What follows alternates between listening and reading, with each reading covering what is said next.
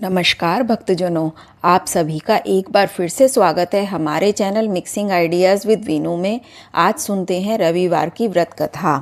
सर्व मनोकामनाओं की पूर्ति हेतु रविवार का व्रत श्रेष्ठ है। इस व्रत की विधि इस प्रकार है। प्रातःकाल स्नान आदि से निर्मित हो स्वच्छ वस्त्र धारण करें, शांत चित्त होकर परमात्मा का स्मरण करें। भोजन दिन में एक ही बार करना चाहिए। भोजन और फलाहार सूर्य के प्रकाश रहते ही कर लेना चाहिए। ये व्रत के दिन नमकीन तेल युक्त भोजन कदापि ग्रहण न करें।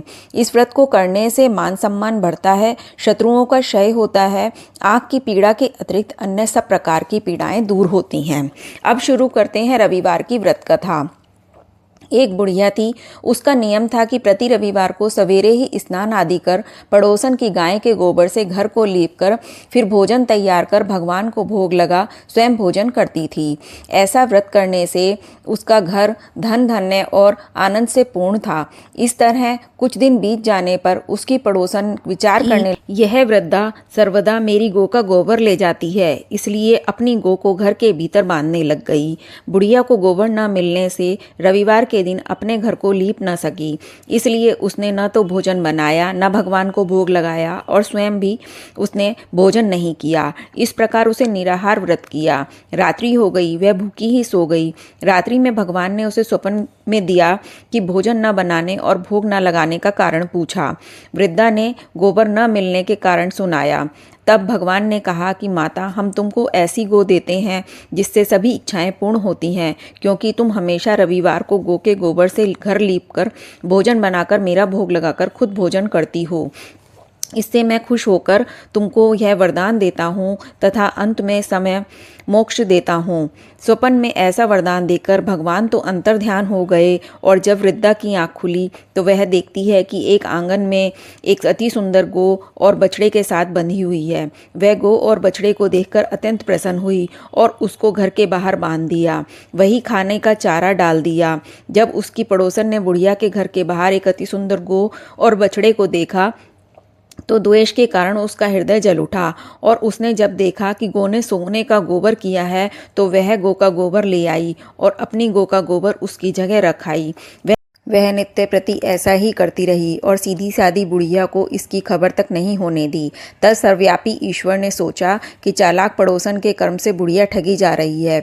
भगवान ने संध्या के समय अपनी माया से बड़े जोर की आंधी चला दी। बुढ़िया ने अंधेरी के भय से अपनी गौ को घर के भीतर बांध लिया। प्रातःकाल उठकर जब वृद्धा ने देखा कि गौ ने सोने का गोबर दिया है तो उसके आश्चर्य की सीमा नहीं रही और वह प्रतिदिन गौ को घर के भीतर बांधने लगी। उधर पड़ोसन ने सोचा कि बुढ़िया गौ को घर के भीतर बांधने लगी है तो उसका सोने के गोबर लेने का दाव नहीं चलता, तो वह ईर्ष्या से और जल उठी और कुछ उपाय न देख उसने उस देश के राजा की सभा में जाकर कहा, महाराज, मेरे पड़ोस में एक वृद्धा के पास ऐसी गौ है जो आप जैसे राजाओं के योग्य है। वह नित्य सोने का गोबर देती है। आप उस सोने से प्रजा का पालन करिए। वह वृद्धा इतने सोने का क्या करेगी। राजा ने यह बात सुन ली और दूतों को वृद्धा के घर गौ लाने की आज्ञा दी। वृद्धा प्रातः ईश्वर को भोग लगा भोजन ग्रहण करने ही जा रही थी कि राजा के कर्मचारी गौ को खोलकर ले गए। वृद्धा काफी रोई चिल्लाई, किंतु कर्मचारियों के समक्ष कोई क्या कहता। उस दिन वृद्धा गौ के वियोग से भोजन न खा सकी और रात भर रो रोकर ईश्वर से गौ को पुनः पाने की प्रार्थना करती रही। उधर राजा गौ को देखकर बहुत प्रसन्न हुआ, लेकिन सुबह जैसे ही वह उठा सारा महल गोबर से भरा दिखाई देने लगा। राजा यह देखकर घबरा गया। भगवान ने रात्रि में राजा को स्वप्न में कहा कि राजा, गाय वृद्धा को लौटाने में ही तेरा भला है। उसके रविवार का व्रत से प्रसन्न होकर मैंने उसे ये गौएं दी थी। प्रातः होते ही राजा ने वृद्धा को बुलाकर बहुत से धन के साथ सम्मान सहित गौ बछड़ा लौटा दिया। उसकी पड़ोसन दुष्ट बुढ़िया को बुलाकर उचित दंड दिया। इतना करने के बाद राजा के महल से गंदगी दूर हुई। उसी दिन से राजा ने नगर में निवासियों को आदेश दिया कि राज्य की तथा अपनी समस्त मनोकामनाओं की पूर्ति के लिए रविवार का व्रत करो। व्रत करने से नगर के लोग सुखी जीवन व्यतीत करने लगे। कोई भी बीमारी, प्रकृति का प्रकोप उस नगर पर नहीं होता था। सारी प्रजा सुखी रहने लगी। जय हो सूर्यदेव भगवान की, रविवार भगवान की। तो ये थी आज की कथा। कैसी लगी आज की ये कथा कमेंट बॉक्स में ज़रूर बताएं और ऐसी और कथाओं के लिए हमारे channel Mixing Ideas with Veenu को सब्सक्राइब करें। धन्यवाद।